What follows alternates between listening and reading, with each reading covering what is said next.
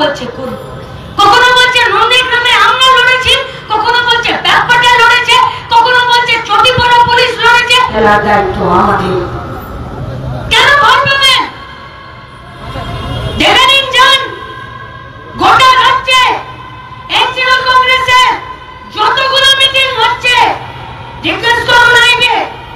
আর যদি কোথাও তৃণমূলের কোন 2 টাকার ফুটো মস্তান শুনছেন শুনে নিন, হয়তো আজকের দিনের পরেও মুখ দেখে দেখে আমাদের কিছু কর্মীদের ঠ্যাং ভাঙার আর ঘর ভেঙে দেবার ধমকি দেবেন, বা হয়তো 2-4টে ঠ্যাংও ভেঙে দেবেন, কিন্তু জেনে রাখুন এক মাঘে যার যাবে না। আর ঠ্যাং ভাঙবেন 2 বছর পরে নিজের পায়ের দায়িত্ব কিন্তু আপনাদেরকেই রাখতে হবে। মানুষ কখনো মাথা নামিয়ে বাঁচে না। পেটে যখন আন পড়ে আর পিঠে যখন মার খেতে খেতে পিঠ যখন শক্ত হয়, তখন পাল্টা পাবার জন্য রেডি থাকতে হয়। আর এতই যদি কলেজার জোর আছে, শুনেছি আপনারা নাকি 2টো করে প্যান কার্ড জমা দিয়েছেন। দিয়েছেন না? এরা 2টো করে প্যান কার্ড। খুব খবরের কাগজ হলো, খবরের কাগজে খুব খবর হলো। আমাকে বাঁচানোর জন্য সাহস করতে হবে, সৎপথে মাথা উঁচু করে নিজের রোজগারটা জোগাড় করার জন্য। কার বিরুদ্ধে লড়াই? বিজেপির বিরুদ্ধে লড়াই। গোটা দেশের মাটিতে, যে দেশের মাটিতে আজকে দেশটাকে ওরা বেঁচে দিতে চাইছে, যে দেশটাতে এতগুলো ভাষা, এতগুলো জাতি, এতগুলো জনগোষ্ঠী, সেই দেশটাতে আজকে ওরা নিজের খেয়াল খুশি মতো এত সংখ্যাগরিষ্ঠতার অহংকারে নিজেদের শাসন। বাবা বলছে শোন, প্যান কার্ডে বাপের নাম থাকে, আর 2টো প্যান কার্ড মানে 2টো বাপ হওয়াতে লাগে। কমরেড শ্রমিক লাহিড়ী বলেছেন, কাউকে ব্যক্তি আক্রমণ করছি না। এ পার্টি আমাদেরকে শেখায় উনি ব্যক্তি আক্রমণ করতে, কিন্তু যদি একটা মিটিংয়ে আসার জন্য আমার কর্মীর ঠ্যাং ভেঙে দেন, তখন যন্ত্রণাটা বুকে থাকে না, মাথাতেও ওঠে। আর সেই যন্ত্রণা, শেষ প্রশ্নটা আর শেষ জবাবটা কিন্তু একদিন না একদিন পেতে হবে। আমরা আপনাদের কাছে জানতে চাইছি কি হবে ডায়মন্ড হারবার। 84 লক্ষ জব কার্ড এরা লুট করেছে, 84 লক্ষ জব কার্ডকে বাতিল ঘোষণা করেছে। 84 লক্ষ জব কার্ডে 100 দিন করে টাকা, 234 টাকা করে রোজ। কোথায় গেল এত পয়সা? কে রাখলো? কোন বাপের ঘরে নিয়ে এসছেন? গোটা পশ্চিমবঙ্গে 2 কোটি রেশন কার্ড আজকে তৃণমূলী গুন্ডাদের। শুনে নিন, ওই অনুব্রত, শাহজাহান বলে বাঘগুলো আজকে সব জেলে আছে। আর সেলিম, শওকত, শাহজাহান বলে আরো জাহাঙ্গীর বলে যে বাঘগুলো বাইরে ঘোরাঘুরি করছে না, ভাড়াতে ওরকম বাঘের ছাল বহু পাওয়া যায়। যেদিন ছালটা উঠে যাবে না, সেদিন ছাগল আর কুত্তার ছালগুলো যেদিন বেরোবে, লোকে গরম জল ছুঁড়ে মারবে। সেদিনের জন্য তৈরি থাকতে হবে, সাহস করতে হবে। বুথের লাইনে দাঁড়ানোর জন্য সাহস করতে হবে। আমার বাড়ির বাচ্চারা के जागरूक रहिए, सतर्क बनिए। আর আজকে বিজেপি পার্টিটা বলছে যে আমাদের ফান্ডের পয়সা দিয়ে দিন আর ধান্দা নিয়ে চলে যান। এই বিজেপির বিরুদ্ধে লড়াই। আজকে স্বাধীনতার এত বছর পর রাস্তায় দাঁড়িয়ে মানুষের সামনে রুজি রোজগার, নিজের রুটি, নিজের বাড়ি, নিজের টাকা, নিজের भविष्य কথা বলতে গেলে वो लोग बोलते हैं कि ये लोग देशद्रोही है। अगर सरकार के खिलाफ उसका समालोचना करते हुए कोई बात करना, अगर देश का विरोधी में बात करना होता है, तो वो देशद्रोहिता हम लोगों को मंजूर है।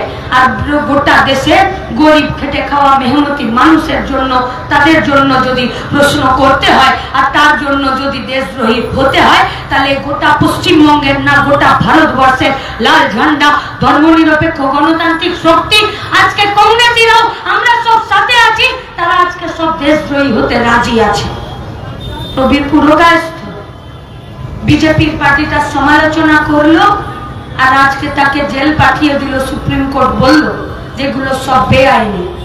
আর আজকে মমতা ব্যানার্জি বলছে যে আমার উন্নয়ন শেষ হবে না, আর ধর্মগ্রন্থের নাম করে বলছে ওইগুলো শেষ হয়ে যাবে।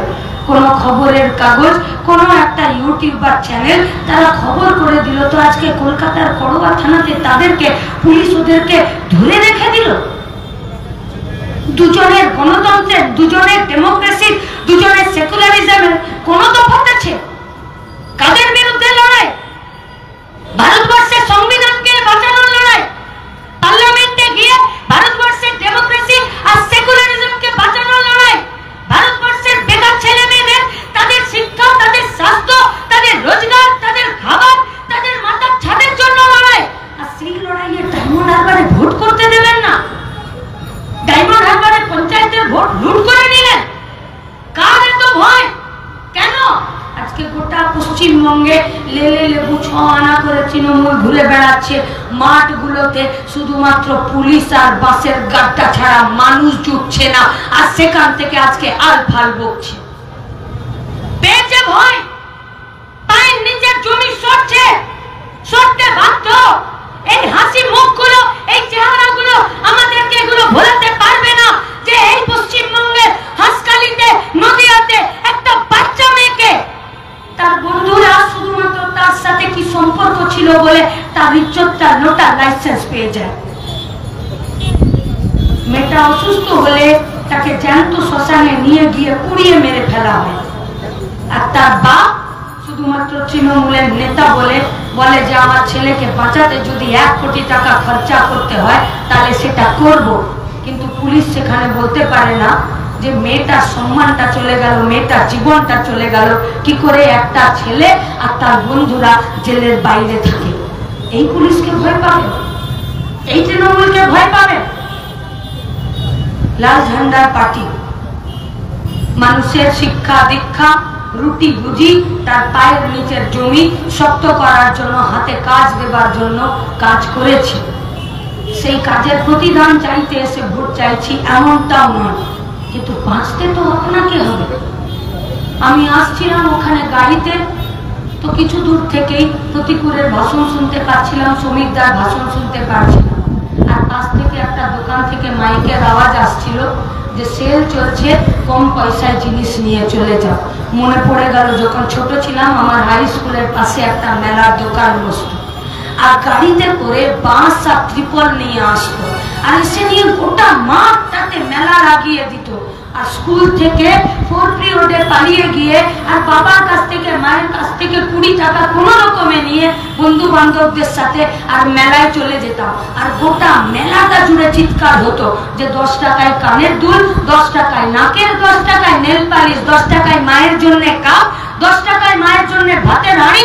এমনকি আমরা যখন ছোট ছিলাম তখন শাহরুখ খান, কাজল, ঋত্বিক রোশনকেও 10 টাকাতে বেচে দিত, কারণ মাইকে বলতো।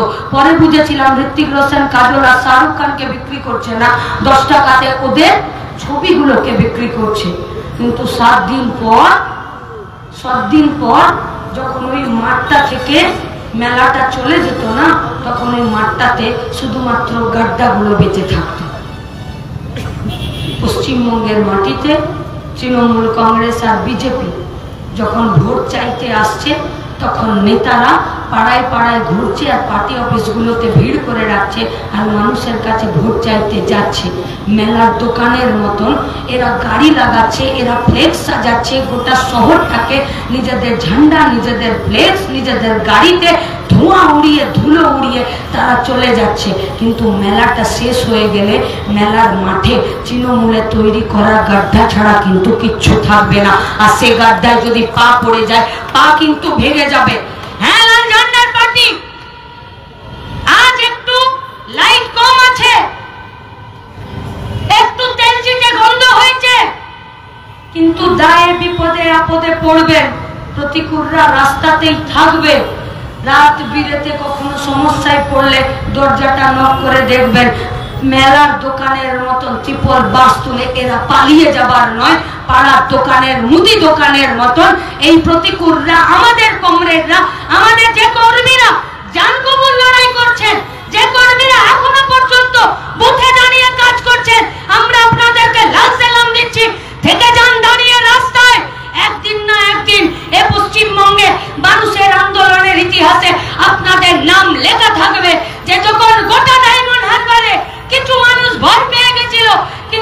ঝান্ডা ধরা কিছু কর্মীরা তখন মাথা উঁচু করে লুটের বিরুদ্ধে মানুষের জন্য এই লড়াইটা শেষ অবধি লড়েছিল, নিজেদের জীবনের আর নিজেদের শরীরের আর নিজেদের কাজের কোনো পরোয়া করেনি। তাই আপনাদের কাছে আমাদের আবেদন, লড়াইটা শুধুমাত্র নিজেদের মাথা উঁচু করে বেঁচে থাকা, নিজেদের কাজ, নিজেদের পেটের ভাত আর নিজেদের এলাকায় শান্তি আর সংস্কৃতি ফিরে পাওয়ার জন্য। সন্ত্রাস করে আপনাকে রেশনের চাল দিতে পারবে না, সন্ত্রাস করে আপনাকে 100 দিনের কাজ দিতে পারবে না, সন্ত্রাস করে এই গোটা ডায়মন্ড হারবারের যে 7টা বিধানসভা আছে সেখানে যারা দর্জিরা কাজ করছে, ছোট কারখানায় কাজ করছে, তাদের কাজকে ফেরত দিতে পারবে না। সন্ত্রাস করে এই গোটা ডায়মন্ড হারবার জুড়ে যারা মেয়ে পাচার করছে, বাড়ি পাচার করছে আর এখান থেকে ইললিগ্যাল ব্যবসাগুলো করছে, সেই ব্যবসাগুলো বন্ধ করতে পারবে না। সন্ত্রাস করে এরা জিনিসপত্রের দাম কমাতে পারবে না। তাহলে সন্ত্রাস করে লাভটা কি হচ্ছে? সন্ত্রাস করে আপনার মা বোনের মান ইজ্জত থাকবে? সন্ত্রাস করে আপনার হাতে একটা কাজ আসবে? সন্ত্রাস করে ইলেকট্রিক বিলের দামটা কমবে? সন্ত্রাস করে জিনিসপত্রকে নিজেদের আয়ত্তে নিয়ে এসে পকেটে যেটুকু টাকা আছে সেই টাকা দিয়ে পেট পুরে খাবার জায়গা হবে? হবে না। তাহলে কারা সন্ত্রাস করছে? যারা আমার এই সমস্যাগুলোকে সমাধান করতে পারবে না তারা সন্ত্রাস করছে। ধর্মের নামে, জাতির নামে উল্টো পাল্টা বকছে। দেশ বাঁচানোর লড়াইয়ে কমরেড শ্রমিক লাহিড়ী বলেছেন, আমি শুনেছি যে কখনো বলছে সিএ কে সমর্থন করি, কখনো বলছে করি না, আবার